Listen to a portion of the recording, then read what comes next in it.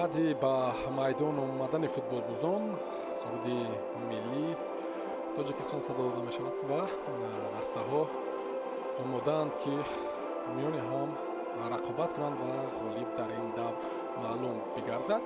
Дар бозиҳои даври 12 ва 11 дастаи Хуҷанд ғалабаи худро ба даст овард. Шорух Қирғизбоев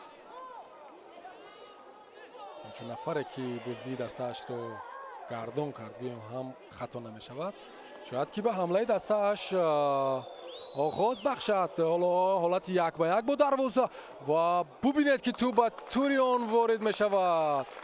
албатта ҳолати офсайд бояд санҷида шавад, вале Далер Ёдгоров чӣ гуна тавонист ки дар ҳолати як ба як бо дарвозабони дастаи Регар Далер Азизов барояд ва аз фурсат истифода барад.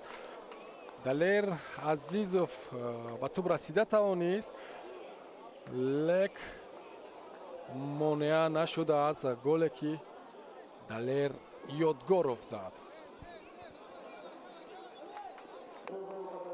саволи асосӣ ин вуҷуд доштани офсайд мебошад. барои мо ҳолати як ба якро нишон медиҳанд ки дар ин вазъият то як андоза дарвозабонам иштибоҳ кард ки Фатҳуллоев Эҳсон Бобоев тубрабоӣ кард ва имконият барои дастаи Хуҷанд. Молодостов партоф ба канори муқобил. Сергей Гаранжа инҷо ҳолати як ба як бо дарвоза ишора мекунад овар ки ҳисоб 2-0 аз маркази майдон бозиро метавон оғоз кард. футболбозони Регар ба ин маҷбур ҳастанд. ҳоло бубинед ки дар як ҳамлаи ҷавобӣ дастаи Хуҷанд муваффақ мегардад.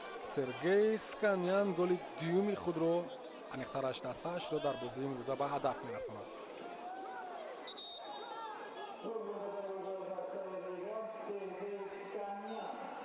дар дохили ҷаримагоҳ партофти бисёр ҳам хуб аз ҷониби Сергей Гаранжа. ҳолати офсайд нест. Сергей Сканян бо мушкилӣ тӯбро дарёфт кард, аммо фурсат ҳам пайдо намуд ки зарба бизанад. дар ин ҳолат дарвозабонро лозим буд то аз мавқеи худ берун ояд, фурсат надиҳад барои зарба задан ба ҳамлагар. албатта дар миёнаи ҷадвал аз дастаи Хуҷанд бо 16 имтиёз баъд аз 11 рақобат. дар ин давр ки ҳамчунон мавқуф гузошта шудааст, дидори дастаҳои Равшан ва Истиқлол дар як вақт сурат мегирад. ҳоло фурсат барои дастаи Хуҷанд, гол ба ҳадаф расонида мешавад. агар офсайд набошад, Далер Ёдгоров ба дубл даст меёбад. ишораи довар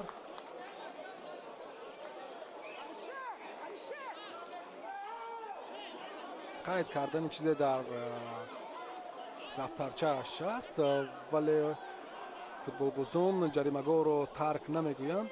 албатта гол ба қайд гирифта шудааст. инҷо дар бораи пеналти ҳарф ҳам назанда мешавад, чунки аз ин беҳтарро дастаи Хуҷанд ба даст овард ки гол аст.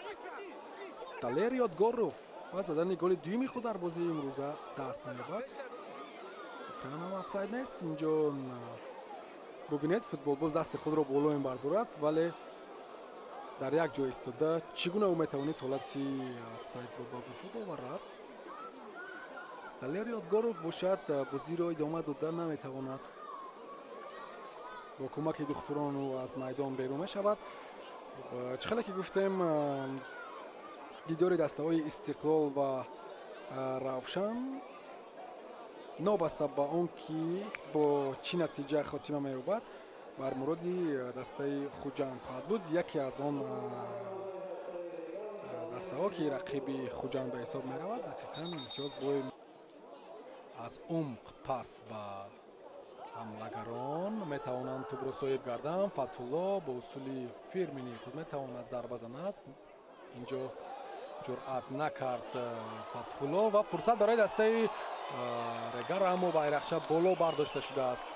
аввал аз чунки чаро Аминҷон Эргашев садди роҳ шуд ва ин зарба ки ҷониби дарвоза буд дар нимароҳ монд ва ҳарчанд ки ӯ гол зад, он дар ҳолати ғайрибозӣ буд. якумаш ин ки ту ба дасташ бархӯрдааст.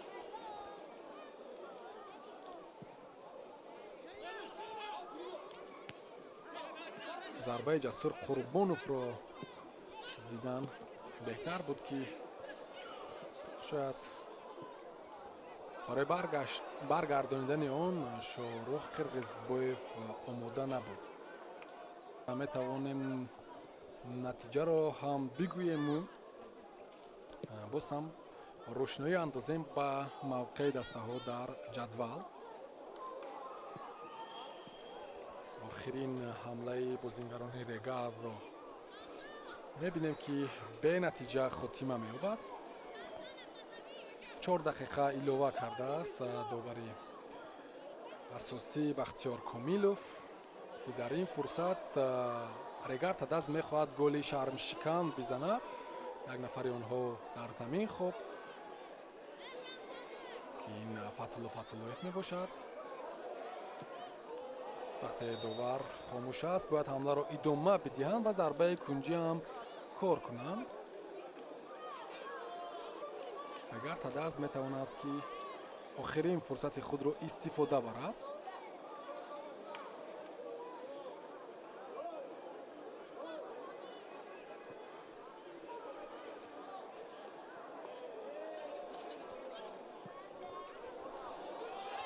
ва баръакс дастаи Хуҷанд фурсат пайдо мекунад ва дар аксул ҳамла метавонад голи чаҳорумро бизанад ба дарвозаи дастаи Регар, аммо аз ин чиз пешгирӣ кард